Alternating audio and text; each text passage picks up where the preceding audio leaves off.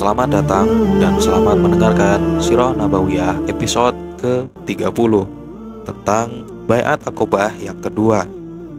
Pada musim haji tahun 13 dari kenabian yang bertepatan dengan Juni 622 Masehi, hampir 70 orang muslim Madinah datang ke Mekah untuk menunaikan manasik haji. Mereka datang bersama rombongan jemaah haji dari kaum mereka yang masih musyrik. Mereka yang telah memeluk Islam itu saling bertanya saat mereka masih berada di Yasrib atau saat dalam perjalanan, sampai kapan kita akan membiarkan Rasulullah berkeliling, diusir di lereng-lereng bukit dan diancam? Tatkala tiba di Mekah, terjadilah hubungan secara sembunyi-sembunyi antara mereka dan Rasulullah yang menghasilkan kesepakatan di antara kedua belah pihak untuk berkumpul di lembah yang terletak di samping Aqobah. Pada pertengahan hari-hari tasyrik, saat melempar jumrah ula setelah dari Mina. Pertemuan ini terlaksana melalui proses yang sangat rahasia dalam kegelapan malam. Kita serahkan kepada salah seorang pemimpin kaum Ansor untuk menceritakan sendiri secara spesifik pertemuan historis tersebut yang telah mengubah peredaran hari-hari perseteruan antara paganisme dan Islam. Dialah Ka'ab bin Malik al-Ansori. Kami berangkat untuk melaksanakan manasik haji dan sebelumnya telah berjanji untuk bertemu dengan Rasulullah di Aqobah pada pertengahan hari-hari tasyrik. Kami dijanjikan pada malam harinya, sementara bersama kami hadir Abdullah bin Amr bin Haram, salah seorang pemimpin dan orang terpandang di kalangan kami. Kami mengajaknya bersama kami.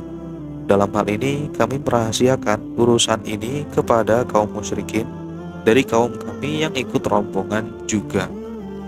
Dan kami berbicara kepadanya dan menyampaikan, "Wahai Abu Jabir, engkau ini adalah seorang pemimpin kami dan orang terpandang di antara kami. Kami tidak suka kondisimu saat ini akan menjadikan kamu sebagai kayu bakar api neraka kelak." Kemudian kami mengajaknya kepada Islam dan memberitahukannya tentang janji kami bertemu dengan Rasulullah di Aqobah. Kemudian dia masuk Islam dan menghadiri Baiat Aqobah bersama kami, dan dia termasuk pemimpinnya.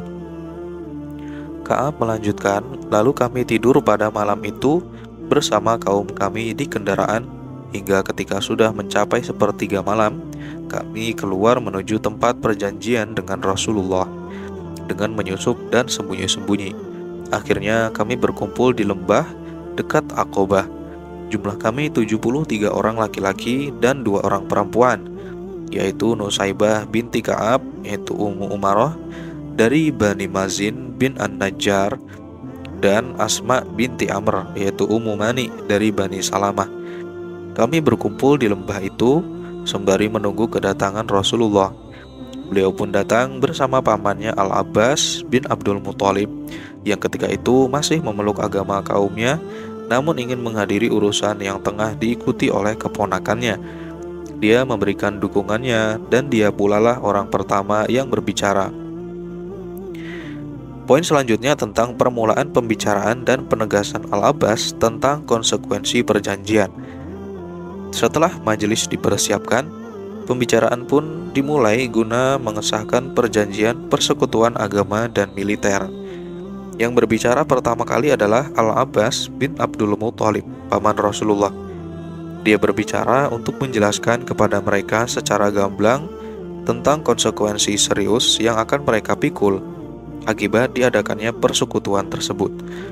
Dia berkata, "Wahai kaum Khazraj, Muhammad berasal dari kami sebagaimana yang kalian ketahui.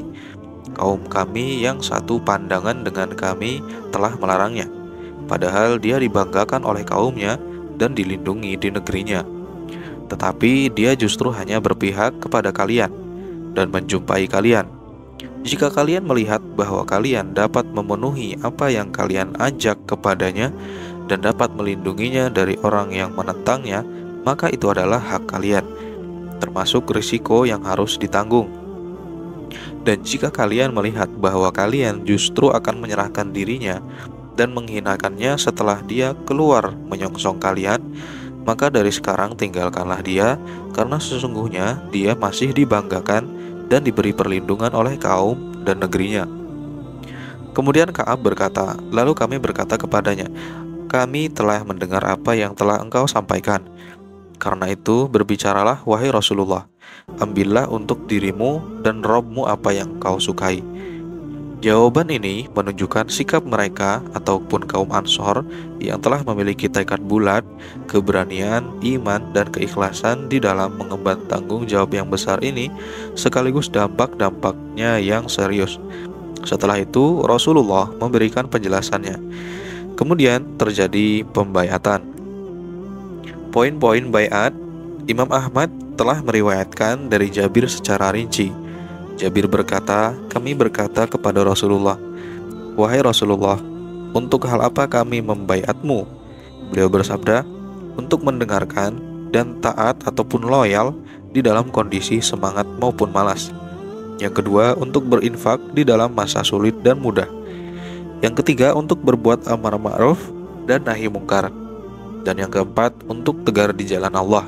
Kalian tidak peduli dengan celaan si pencela selama dilakukan di jalan Allah.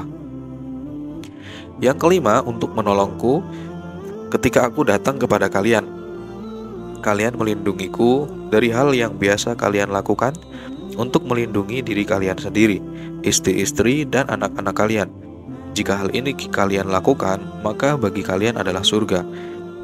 Di dalam riwayat Ka'ab yang diriwayatkan oleh Ibnu Ishaq, hanya poin terakhir di atas saja yang ada. Ka'ab berkata, lalu Rasulullah berbicara seraya membacakan ayat Al-Quran, berdoa kepada Allah dan memberikan sugesti mereka untuk masuk Islam. Kemudian bersabda, aku membaiat kalian untuk melindungiku dari hal yang biasa kalian lakukan untuk melindungi istri-istri dan anak-anak kalian. Lalu Al-Bara bin Ma'rur memegangi tangan beliau sembari berkata, ya, demi zat yang telah mengutusmu dengan kebenaran sebagai nabi, sungguh kami akan melindungimu dari hal yang biasa kami lakukan untuk melindungi jiwa dan istri-istri kami. Baiatlah kami, wahai Rasulullah. Kami adalah orang-orang yang mahir dalam berperang dan mengepung musuh. Kami mewarisinya sejak dahulu. Abul Haisam bin At-Taihan menyela perkataan Al-Bara yang masih berbicara kepada Rasulullah dan berkata, wahai Rasulullah, sesungguhnya terdapat jalinan persahabatan antara kami dan orang-orang Yahudi, dan kami akan memutusnya. Apakah bila kami lakukan hal itu, lantas Allah memenangkanmu, engkau akan kembali lagi ke kaummu dan membiarkan kami? Ka'ab berkata, lantas Rasulullah pun tersenyum kemudian bersabda, bahkan darah kalian adalah darahku, kehancuran kalian adalah kehancuranku juga. Aku adalah bagian dari kalian dan kalian adalah bagian dariku. Aku akan memerangi orang yang kalian perangi dan mengadakan perdamaian dengan orang yang kalian adakan perdamaian dengannya. Poin selanjutnya tentang penegasan kembali konsekuensi daripada baiat. Setelah pembahasan tentang syarat-syarat baiat selesai dan mereka bersepakat untuk segera melaksanakannya, maka bangkitlah dua orang laki-laki dari angkatan pertama yang masuk Islam pada 2 musim lalu, yaitu tahun 11 dan 12 dari kenabian. Salah seorang berdiri lalu dilanjutkan oleh seorang lagi untuk mempertegas kepada para hadirin akan dampak serius yang harus diambil, sehingga mereka tidak hanya sekedar membaiat, kecuali setelah benar-benar mengetahui secara jelas tentangnya. Demikian pula, keduanya ingin mengetahui seberapa jauh persiapan para hadirin untuk berkorban dan mendapatkan kepastian akan hal itu. Ibnu Ishaq berkata, tatkala mereka berkumpul untuk berbaiat, Al-Abbas bin Ubadah bin Nahdah berkata, apakah kalian mengetahui untuk apa kalian berbaiat kepada orang ini? Mereka menjawab, ya. Dia berkata lagi, sesungguhnya kalian akan membaiatnya untuk memerangi orang-orang berkulit merah dan hitam. Jika kalian nantinya melihat bahwa bila harta kalian musnah karena tertimpa musibah dan para pemuka kalian dibunuh akan menyerahkannya demi Allah, bila kalian lakukan itu, mulai dari sekarang akan menjadi kehinaan bagi kalian di dunia dan di akhirat. Dan jika kalian nantinya melihat akan mampu menepati janji apa yang kalian ajak dia kepadanya, sekalipun harta musnah dan para pemuka kalian terbunuh, maka ambillah dia. Sebab demi Allah, hal itu adalah baik buat kalian di dunia dan di akhirat. Mereka berkata, kalau begitu, kami akan mengambilnya, sekalipun harta kami ditimpa musibah dan para pemuka kami terbunuh karenanya. Wahai Rasulullah, apa imbalannya terhadap hal itu? Bila mana kami dapat menepatinya? Beliau menjawab, surga. Lalu mereka berkata, bentangkan tanganmu. Kemudian beliau membentangkan tangannya, lantas mereka pun membaiatnya. Dalam riwayat Jabir, dia berkata, maka kami berdiri untuk membaiatnya. Lalu As'ad bin Zurarah, yang merupakan orang paling muda dari 70 peserta tersebut, memegang tangan beliau Nabi Muhammad. Lalu Al-Abbas telah berkata, sebentar, wahai penduduk Yasrib, sesungguhnya kita tidak akan sepenuh hati mendukungnya, kecuali kita mengetahui betul bahwa dia adalah Rasulullah. Sesungguhnya membawanya keluar saat ini berarti memisahkan diri dari orang-orang Arab secara keseluruhan, membunuh orang-orang pilihan kalian, dan pedang siap menebas kalian. Karenanya kalian akan bersabar atas hal itu, lalu mengambilnya, dan kalian mendapatkan pahala dari Allah. Atau kalian mengkhawatirkan diri kalian celaka, lalu kalian biarkan saja dia, dan hal itu adalah alasan paling logis di sisi Allah. Kemudian selanjutnya tentang pelaksanaan baiat. Setelah penetapan poin-poin baiat dan mendapatkan kepastian, maka dimulailah suksesi baiat dengan cara saling bersalam-salaman. Setelah mengisahkan ucapan As'ad bin Zurarah tersebut, Jabir berkata, lalu mereka berkata, wahai As'ad, bentangkan tanganmu kepada kami. Demi Allah, kami tidak akan meninggalkan baiat ini dan tidak akan membatalkannya. Ketika itu, As'ad menyadari betapa besarnya kesiapan orang-orang Ansor tersebut untuk berkorban di jalan ini, dan dia pun dapat memastikan hal itu sebagai seorang dai besar bersama Mus'ab bin Umair dan orang yang lebih dahulu mengukuhkan baiat ini. Ibnu Ishaq berkata, Bani An-Najjar mengklaim bahwa Abu Umamah As'ad bin Zurarah adalah orang pertama kali membentangkan tangan baiat ke atas tangan Nabi. Setelah itu dimulailah baiat umum. Dalam hal ini Jabir berkata, lalu kami mendatangi orang per orang, dan beliau mengambil baiat kami untuk memberikan surga bagi kami dengan hal itu. Sedangkan baiat yang dilakukan oleh dua orang wanita yang menyaksikan kejadian itu adalah dengan ucapan saja, sebab Rasulullah tidak pernah menyalami wanita asing sama sekali. Poin selanjutnya adalah tentang 12 orang sebagai wakil kaum. Setelah proses baiat selesai, Rasulullah meminta agar dipilih 12 orang kepala kaum untuk menjadi pemimpin bagi kaum mereka, mengemban tanggung jawab terhadap mereka di dalam melaksanakan poin-poin baiat tersebut. Beliau berkata kepada mereka, pilihlah 12 orang pemimpin di kalangan kalian untuk menjadi penanggung jawab terhadap apa yang terjadi dengan kaum kalian. Seketika itu juga pemilihan mereka dilaksanakan, dan mereka yang terdiri 9 orang dari kalangan suku Khazraj dan 3 orang dari kalangan suku Aus. Nama-nama mereka adalah sebagai berikut. Para pemimpin terpilih suku Khazraj itu yang pertama As'ad bin Zurarah, yang kedua Sa'ad bin Ar-Rabi, yang ketiga Abdullah bin Rawahah, yang keempat Rafi' bin Malik, yang kelima Al-Bara' bin Ma'rur, yang keenam Abdullah bin Amr, yang ketujuh Ubadah bin As, yang kedelapan Sa'ad bin Ubadah, yang kesembilan Al-Munzir bin Amr. Kemudian para pemimpin terpilih suku Aus ada 3. Yang pertama Usaid bin Hudair, yang kedua Sa'ad bin Khaisamah, yang ketiga Rifa'ah bin Abdul Munzir. Setelah pemilihan para pemimpin terpilih tersebut selesai, Nabi mengambil perjanjian lain terhadap mereka ini sebagai para pemimpin pilihan yang diserahi tanggung jawab. Beliau bersabda kepada mereka, kalian bertanggung jawab terhadap kaum kalian sebagaimana yang pertanggungjawaban kaum Hawariyin terhadap Isa bin Maryam. Sedangkan aku adalah penanggung jawab bagi kaumku, yakni kaum muslimin. Mereka berkata, ya. Kemudian poin selanjutnya tentang setan membocorkan pelaksanaan perjanjian. Nah, setelah perjanjian selesai dan para peserta hampir saja membubarkan diri, salah satu setan mengetahui pelaksanaan baiat tersebut.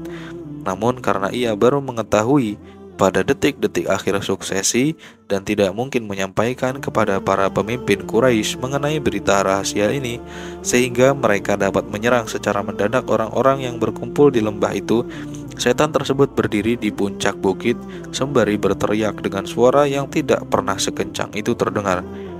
"Wahai para penghuni rumah, apakah kalian ingin mengetahui Muhammad dan para penganut Sabi'ah, itu sebutan mereka terhadap Islam yang bersamanya? Sungguh mereka telah berkumpul untuk memerangi kalian." Lalu Rasulullah bersabda, "Inilah Azibul Aqabah, nama setan idan berbentuk ular. Demi Allah, aku akan berkonsentrasi untuk menghadapimu, wahai musuh Allah." Kemudian beliau menyuruh mereka untuk berpencar dan kembali ke barak masing-masing. Kemudian poin selanjutnya tentang persiapan kaum Ansor untuk menggempur kaum Quraisy.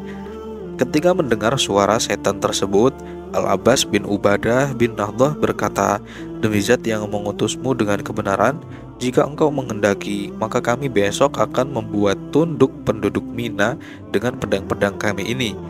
Lantas Rasulullah bersabda, "Kita belum diperintahkan demikian, akan tetapi kembalilah kalian ke barak masing-masing." Lantas mereka pun kembali dan tidur hingga pagi hari.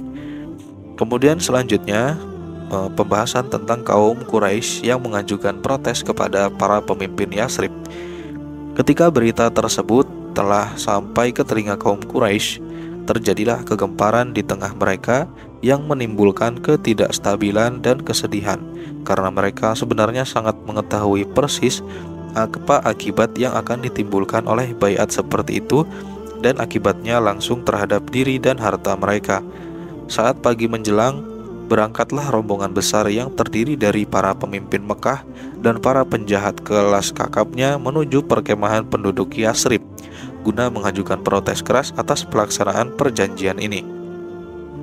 Mereka berkata, "Wahai orang-orang Khazraj, sesungguhnya telah sampai berita ke telinga kami bahwa kalian telah mendatangi teman kami ini untuk kalian bawa keluar dari belakang kami dan membaiatnya dalam upaya menyerang kami. Sungguh demi Allah, tidak ada satu perkampungan pun dari perkampungan yang dihuni bangsa Arab yang lebih kami benci bila terjadi perang antara kami dan mereka selain pada kalian." Orang-orang yang belum masuk Islam dari suku Khazraj yang memang tidak tahu tentang baiat tersebut karena dilakukan dengan sangat rahasia dan di bawah kegelapan malam, mereka ini langsung bangkit dan bersumpah atas nama Allah, "Tidak terjadi hal seperti itu dan kami tidak mengetahuinya." Akhirnya mereka menghadap Abdullah bin Ubay bin Salul yang langsung mengatakan, "Ini berita batil, bukan seperti ini kejadiannya, dan kaumku tidak akan ada yang berani lancang terhadapku seperti ini. Andai kata aku berada di Yasrib, niscaya kaumku tersebut tidak berani berbuat seperti itu terhadapku hingga menunggu perintahku dulu." Sementara itu kaum muslimin di kalangan mereka satu sama lain saling melirik, kemudian membungkam diri. Tidak seorang pun dari mereka yang berbicara, menyanggah ataupun membenarkan. Pada pemuka Quraisy lebih cenderung membenarkan kaum musyrikin, lalu pulang dengan tangan hampa. Poin selanjutnya tentang kepastian berita bagi Quraisy dan upaya mengusir para peserta baiat. Para pemimpin Mekah akhirnya pulang dalam kondisi kurang yakin terhadap kebohongan berita tersebut. Karena itu mereka masih melacak terus informasi tentangnya dan mengkajinya secara seksama, hingga akhirnya mereka yakin bahwa sebenarnya berita itu benar adanya dan pembaiatan benar-benar telah terjadi. Berita tersebut diketahui setelah para jamaah haji pulang ke negeri mereka masing-masing. Para pasukan berkuda kaum Quraisy bergegas mengumbar orang-orang Yasrib. Namun semua ini ibarat nasi telah jadi bubur. Hanya saja rupanya mereka sempat memergoki Sa'ad bin Ubadah dan Al-Munzir bin Amr, lalu langsung mengusir mereka. Terhadap Al-Munzir mereka tidak dapat berbuat banyak, sedangkan terhadap Sa'ad mereka menangkapnya, kedua tangannya diikat ke lehernya dengan tali kendaraannya. Mereka memukul, menyeret, dan menjambak rambutnya hingga memasuki kota Mekah. Tak berapa lama Al-Mut'im bin Adi dan Al-Harith bin Harb bin Umayyah datang membebaskannya dari tangan mereka. Hal ini dapat terjadi karena Sa'ad pernah memberikan perlindungan kepada kafilah kedua orang tersebut untuk lewat di Madinah. Ketika mereka kehilangan jejak Sa'ad, kaum Ansor melakukan musyawarah untuk kembali mengambilnya. Namun tiba-tiba dia sudah muncul di hadapan mereka, sehingga semua bisa meneruskan perjalanan hingga sampai ke Madinah. Itulah Baiat Aqobah yang lebih dikenal dengan Baiat Aqobah Kubro, yang berlangsung dalam suasana yang diliputi rasa cinta, loyalitas, solidaritas terhadap sesama kaum mukminin yang terpencar-pencar, saling percaya, keberanian, dan kepahlawanan di dalam menempuh jalan ini. Seorang mukmin dari kalangan penduduk Yasrib tentu amat empati terhadap saudaranya yang tertindas di Mekah, loyal terhadapnya, murka terhadap orang yang menzoliminya, serta bergemuruh di seluruh persendian tubuhnya perasaan kasih terhadap saudaranya ini yang dicintainya dari kejauhan karena zat Allah. Curahan-curahan hati dan perasaan-perasaan seperti ini bukan muncul akibat adanya hubungan ras yang hanya numpang lewat dan sewaktu-waktu bisa saja redup, tetapi ia bersumber dari keimanan kepada Allah, Rasul, dan kitabnya. Keimanan yang tidak akan luntur di hadapan kekuatan-kekuatan zalim dan musuh manapun. Keimanan yang bila semilirnya telah berhembus, maka ia akan membawa sesuatu yang menakjubkan bagi akidah dan praktiknya. Dengan keimanan seperti ini, kaum muslimin mampu menorehkan berbagai pekerjaan di atas lembaran-lembaran masa, meninggalkan bekas padanya, tiada padanannya di masa lampau dan kontemporer, serta tidak akan ada pula pada masa yang akan datang.